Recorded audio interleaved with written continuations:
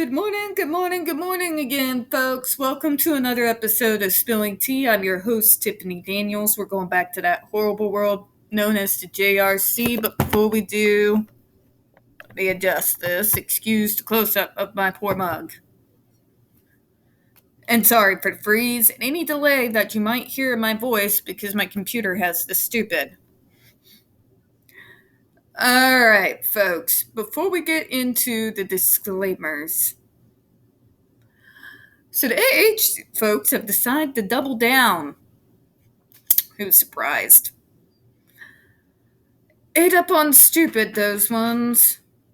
And are again attacking the disabled person who took a picture with JD. You see, you can try it, bully me. You can insult my looks. You can threaten to dox me, dox my family. I don't care. My family doesn't care. It's hardly our first rodeo. I've been a disability rights advocate for a long time, and there's not a single threat that can be uttered that we have not dealt with before. When I tell you none of us care, I mean none of us care. But you see, when you go after one of my own who did nothing wrong, who took a picture or two, took a video, and wanted to share that joy with others, and you see that as an excuse to tear them apart, that's where we're going to have problems. Because who the hell do you people think you are? I mean, I'm sorry, you all peaked in high school and never matured past, but I don't know if anyone ever told you, but that's unacceptable in adult life. To go after a stranger whose story you do not know, simply because they posed in a picture and did a video of someone that you don't like because you prefer to believe lies over evidence. None of that's okay. Nor does it reflect well on the person you're supposedly defending. See, I learned long ago, and some of these kids should have been taught, that they are a reflection of the individuals they are advocating for, which gives you an immense responsibility. That means other people, social media, what have you, looks to you as a representation for them. Whether that's justified or not, most cases not, let's be honest here. But you all know how I feel about other people trying to act like they speak for me. This does not help AH. This reflects very, very badly on her, and the woman's so-called reputation is already in tatters. To have her supporters openly attack someone with a disability, being as petty, to do insults on their looks, doesn't look great for her. Doesn't look great at all. Matter of fact, it reflects very, very badly. But these are individuals who are so empty-headed that they can't seem to comprehend or understand that the mean girl peaked in high school act doesn't do her any favors. In fact, outside of Twitter, because unlike a lot of you AH supporters, I have a life outside of Twitter, it makes not only her look unhinged, it makes them look unhinged. How is someone supposed to be advocating for her in a serious manner for mainstream media news going to look when somebody can pull up receipts of you bullying and being an ableist bigot against a person with a disability? particularly when you have individuals like me and the rest of the neurodivergent, otherwise disabled community constantly pointing out AH's own ableism.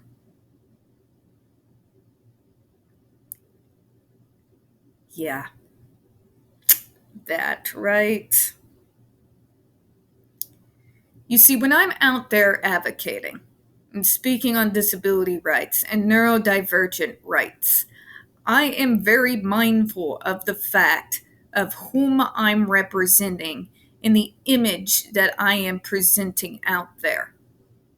I'm well aware that in that moment of time, I am representing hundreds, sometimes even depending, thousands of other individuals out there. And how for everything from how I act to every word that I say, to even the very clothes that I wear and how my face looks is going to it's a reflection. I take it extremely seriously.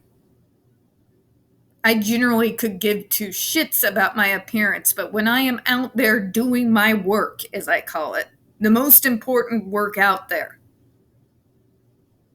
I am mindful of whom I'm out there representing and the duty that I owe to them. Know what I'm saying? You just can't go out there and show your ass like you're a freaking teenager and expect to be taken seriously, or for that to reflect well on the individual or individuals that you say that you stand with and represent. Okay? These individuals need to shut off social media and grow up. Because this here is an it.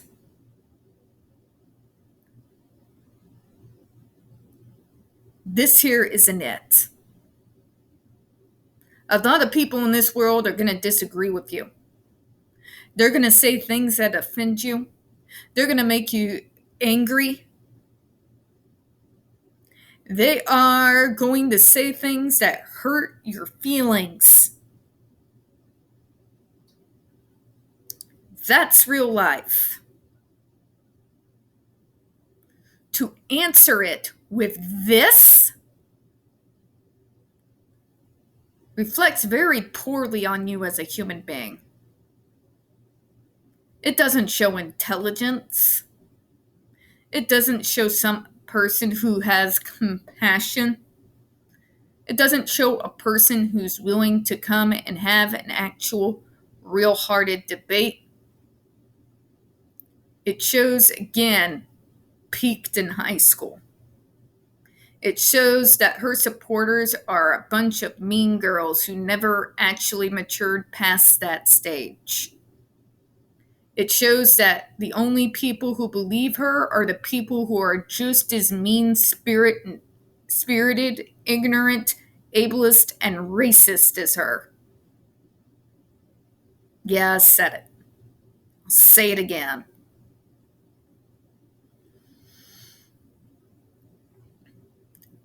I'll say this again. You can say whatever you want about me. I don't care. Because I'm an intelligent individual who knows what a block button is. You can say whatever you want, even about my own family. You want to know why every single last one of us have incredibly thick skins, and we've been there, done that, seen that, been called that. Okay? But when you go against one of my own, for no reason,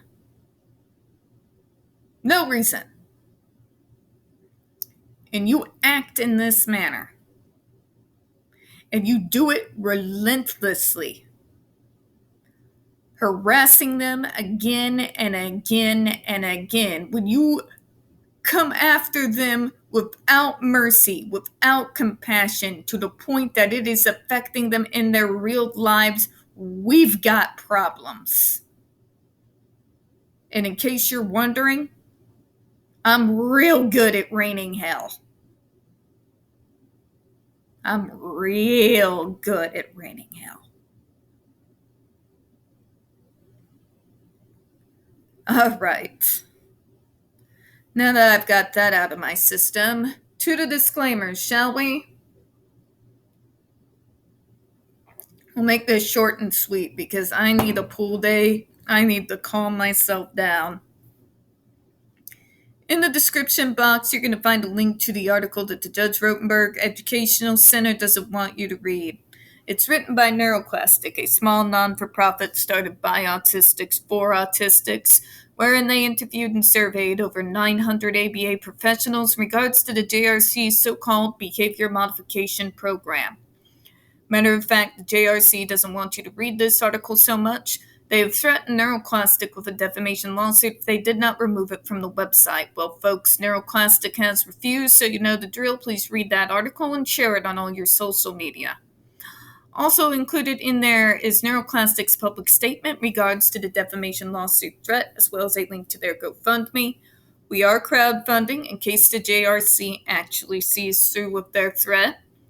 Also included the Ozarks' first article in regards to the Agape boarding school, now known as Stone for Help boarding school situation, a so-called Christian-themed boarding school based out of Stockton, Missouri that takes in so-called trouble male teens, that has impending over 21 civil lawsuits, claims, and allegations leveled against it, all which have been substantiated by the Missouri Department of Social Services, and they include the following: sodomy, rape, sexual assault, child abuse, psychological and emotional abuse, child trafficking, starvation, and that's just for starters. You have one former staff member arrested by the FBI, another a doctor still on the premises with full access to the boys, up on multiple, again, substantiated claims of sodomy, rape, and sexual assault of the boys there. You have an attorney general too busy chasing after drag queens and trying and failing to defund public libraries to actually do his job. And you got a governor off his nut. So please send help to the few people left in this godforsaken state that still have brain cells but not enough money to GTFO. Read that article. Share it on all your social media. Also included in there, all the pertinent links to the Stop the Shocks campaign, including the link to this New England law review done in 1989, Autistic Hoya's massive archive on the subject, Jennifer Masamba's behavioral sheet of shockable offenses, a clip out of the 7-hour ordeal undergone by Andre McCollins back in 2002, the templates, and the ever-present self-explanatory change.org shut the Judge Rotenberg Center down petition. When we discuss the JRC, you're going to hear vivid descriptions of and catch clips of surveillance footage of peoples with disabilities being tortured and abused. If you do got young children present, folks, please go ahead and use those headphones, all right? All right, another trigger warning. This channel is marked not for children for a reason. We use profanity on occasion and speak on dark subjects. If your child is 16 and younger and they are watching this, very obviously, parental supervision is advised. Last trigger warning.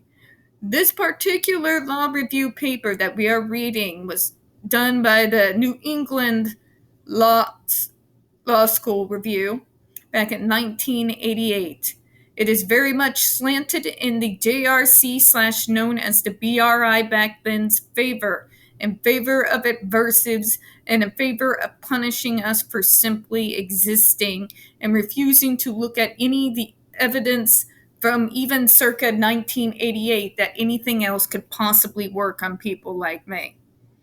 So just be prepared for that. You're going to be triggered. I'm going to be triggered. More than likely, I'm going to rant. All right, where we left off last time. Massachusetts defers judgments concerning the well-being of children to their parents. The initial presumption is that parents will act in the best interests of the child. We all know that's garbage, folks.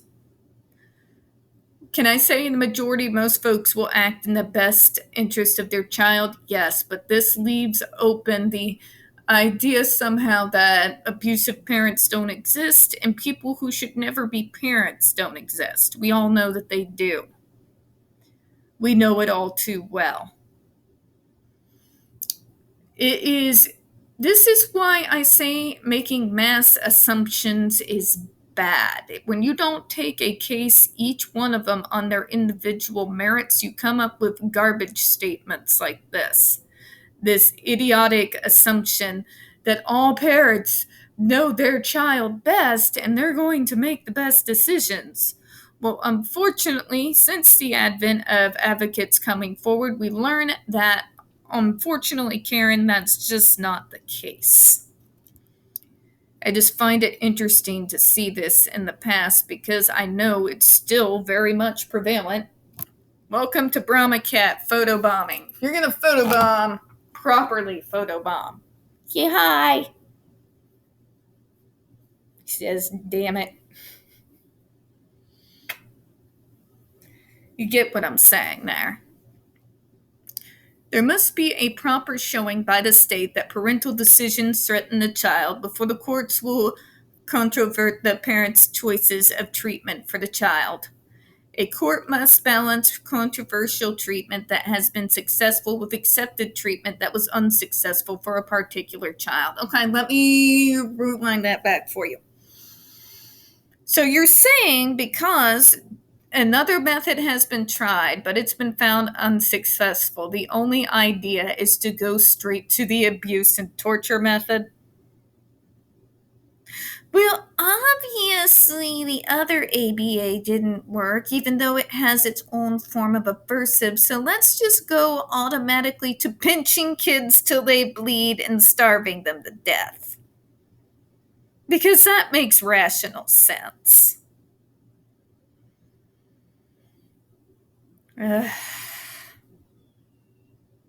This balancing test contrasts a treatment that has controlled the student's self-destructive behavior with treatments known to have caused permanent disability or have been ineffective.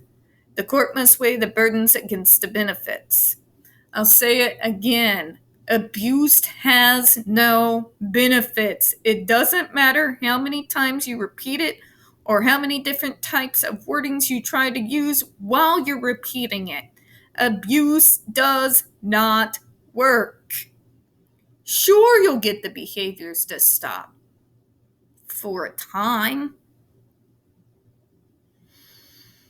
And then, when that threat is removed, you want to know what happens? Well, now you've breeded resentment and trauma on top of the issue that you never dealt with because you were too busy beating the behaviors out of people to pay attention to what was maybe causing the behaviors.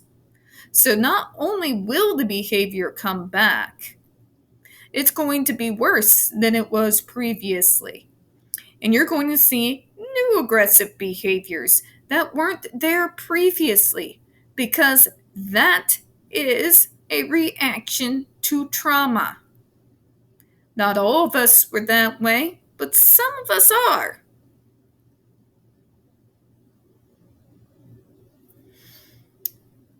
In case you're wondering, moi. It just made me more angry. It made me that much more full of rage. The way the school treated me, and thankfully, my mom and stepdad were smart enough to see that. And they had talks with the teachers. If I could go back in time and get a lawn chair and some popcorn. Sorry, but they knew how to handle that, thankfully. Showing by clear and convincing evidence that parents were not acting in the best interest of the child, the family court deferred to the parent's choice for making medical decisions over a state mandate that prohibited such treatments. Clear and convincing. Is a child dead not clear and convincing enough for you? This is what I don't understand. Even talking circumstances of the year 1988. Explain to me how you can have, at this point, 2 dead kids. one who died of asphyxiation by the so-called treatments of the BRI specifically. And you're still trying to tell me that parents still willfully sending their kids here is not clear and convincing enough for you that the parents are not making the best decision for their kids? Sounds like the problem is you, and you are messed up. If you think that at this time period, 2 dead kids does not indicate clear and convincing evidence that these parents that are fighting to send their kids back into this hellhole of aversive punishment and torture, that's just not good enough. It's not clear and convincing enough that it's really abuse. They're dead. It doesn't become more clear than that. Like, there is no way under God to make it any more possibly clear than that. Dude died of asphyxiation, was tied with belts to a 4-post bed, face down with a white noise helmet, and while struggling, asphyxiated. He died because of their actions. And these parents are still fighting to send their kids there. If ever there was an argument that that person did not have their kids' best interest at heart, that right there. This is before Andre McCollins and what we know now. Before the other types of treatments and programs come out. Granted, I'll give you that. But what more do you need than what happened to those 2 kids? To tell you this is not the place to be sending your kid to. And that the OFC had every right, as it is their office's responsibility to look after the mental and physical health of the kids that are under their jurisdiction in the places that they get sent to. And you're trying to say they shouldn't get to make the decision. They shouldn't be able to yank the license of a place that's killed 2 kids. How did you pass the bar? How in the name of God did you pass the bar, if that's your opinion? Let's kind of rewind it back here, because this is the mentality we're still facing, folks. You still have parents fighting right now to make sure their kids are able to get tortured. Because this is still the mentality. They've got these parents so convinced that there is no other way. That's for the ones who give a shit. You've got the others who were more wanting designer children, and when they didn't get the children that they wanted, they felt inconvenienced. So, like many parents who are like that do, they dumped them off on this school. And when you hear about their testimonials, it's all about how their life is better. They're no longer embarrassed. Hear me here, embarrassed to take their kids out into public. Although this is 1988, and thankfully the majority of the country does not actually accept this frame of thinking, it is still very much alive on the East Coast, in particular, especially in Massachusetts. Because 6 kids dead. Andre McCollins' tortured screams. The stories of the survivors, ER documents, DESI reports, lawsuit after lawsuit, each one more horrifying than the last, is not good enough for this state to consider that it is abuse and torture. And that will give you an idea of the kind of juggernaut we're against. We're going to go ahead and close on that. We don't get very many views on this channel. The few that we do tend to get removed from time to time. So please don't forget to hit the like button, hit subscribe, and don't forget to hit the comments. I do appreciate your time, folks. And as always, we here at Spilling Tea do hope you have a good one. Bye-bye, everyone.